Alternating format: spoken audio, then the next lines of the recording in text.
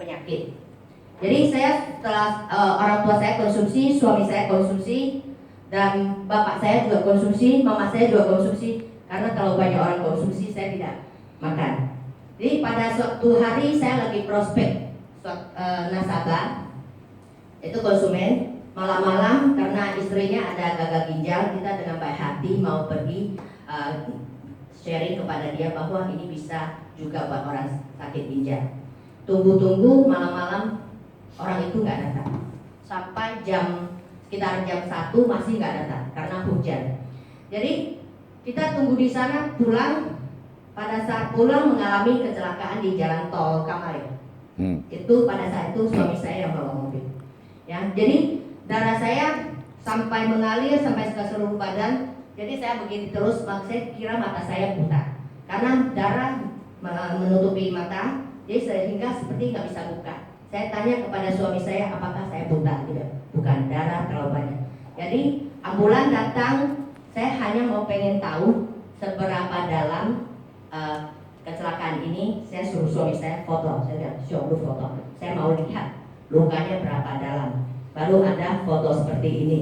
Kalau nggak tuh nggak ada testimoni seperti ini ya. Jadi besoknya bengkak muka saya.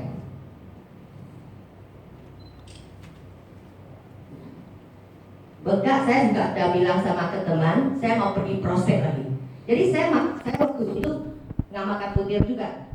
Saya mau pergi prospek, saya lupa saya lagi kesakitan. Jadi saya lupa saya punya luka di sini ada laban. Saya pergi ke rumah sakit juga hari ketiga. Karena besoknya kan bengkak. Jadi lusanya saya pergi ke rumah sakit prospek lagi, orang yang kena kanker. Jadi orang itu juga kaget, kok ibu kecelakaan masih datang? Karena saya tahu barang ini bagus. Jadi saya mau menolong banyak orang, sharing kepada orang. Waktu itu tidak ada testimoni, tidak ada kesaksian seperti hari ini.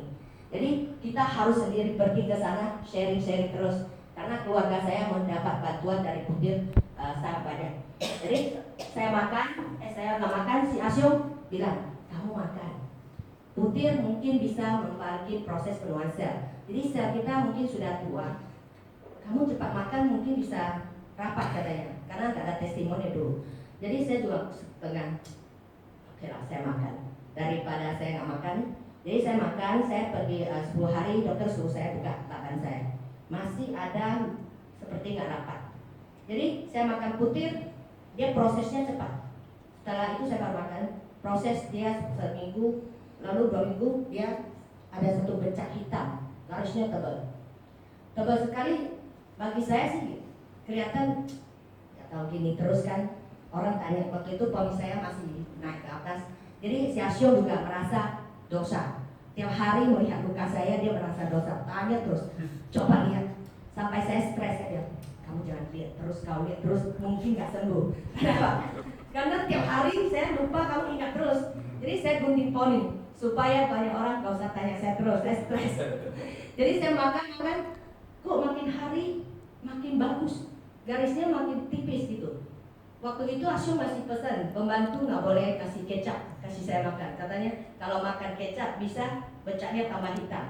Saya mah bodoh amat, saya makan juga karena saya suka kecap. Jadi saya makan saya bilang, waktu sebelumnya dokter juga saya udah pernah tanya dokter, kalau memang ada bercak hitam ini nggak bisa hilang, saya harus gimana dokter? Katanya kalau memang begitu kita harus operasi.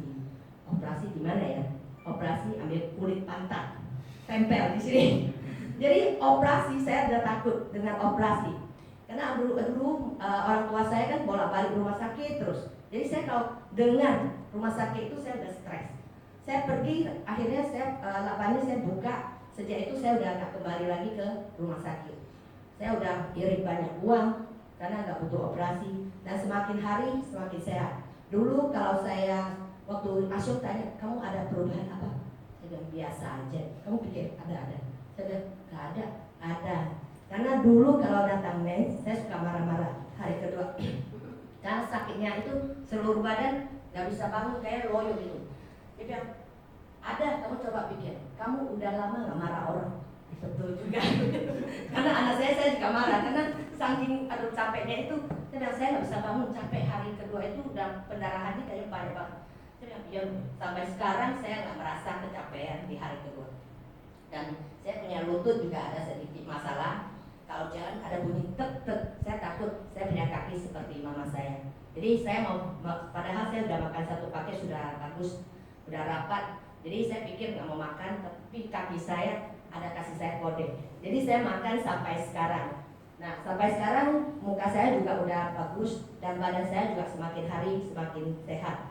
Ya, biar kita menjaga dulu daripada kita mengobati. Karena mengobati itu mahal. Rumah saya itu satu keluarga itu ada 4 orang sakit. Jadi uang yang kita tabung sebanyak apapun akan store ke rumah sakit dan tidak ada solusi. Bikin kita semakin hari semakin stres. Cari uang untuk bayar rumah sakit. Sekarang bapak saya umur 86 tahun masih makan putir. Kalau dulu 3 bulan sekali ke rumah sakit, lalu setengah tahun, sekarang 1 tahun, dan sekarang dia nggak mau pergi lagi. Dia bilang putir habis, kamu kirim saja. Nah itulah saya merasa kebahagiaannya saya bisa ketemu jodoh sama putir. Semoga anda yang duduk di sini masih belum konsumsi, berikan sendiri satu kesempatan untuk coba merasakan apa rasa khasiatnya putir. Terima kasih seri saya hari ini.